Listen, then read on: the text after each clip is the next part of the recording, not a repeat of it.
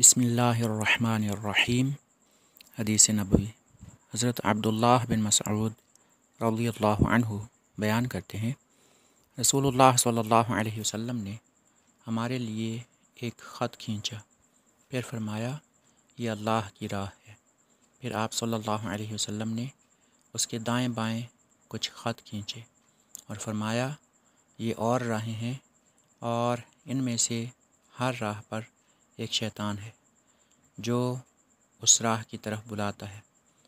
फिर आप सल्लल्लाहु अलैहि वसल्लम ने ये आयत तिलावत फरमाई, ये मेरी सीधी राह है, बस इसकी इत्तिबा करो।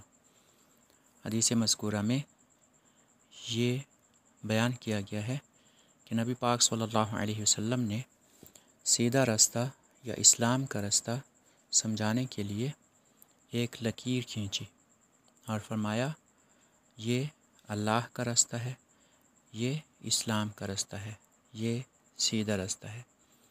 फिर आपने उसके दाएं बाएं उसके दोनों तरफ कुछ और लकीरें खींची और फरमाया कि ये अल्लाह के रास्ते के अलावा दूसरे रास्ते हैं और इनमें से हर रास्ते पर एक शैतान मौजूद है जो उस रास्ते की तरफ बुलाता है।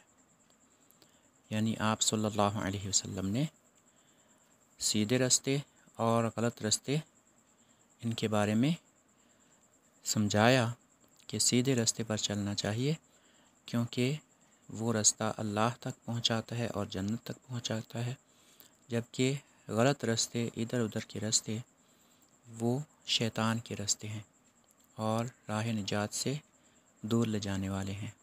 आपने जो आयत मुबारका तिलावत फरमाई वो ये है, व अन्न हादा सिराती मुस्तकीमन फत्तबिऊह, यानी ये मेरी सीधी राह है, बस इसकी इत्तिबा करो, इसकी पैरवी करो।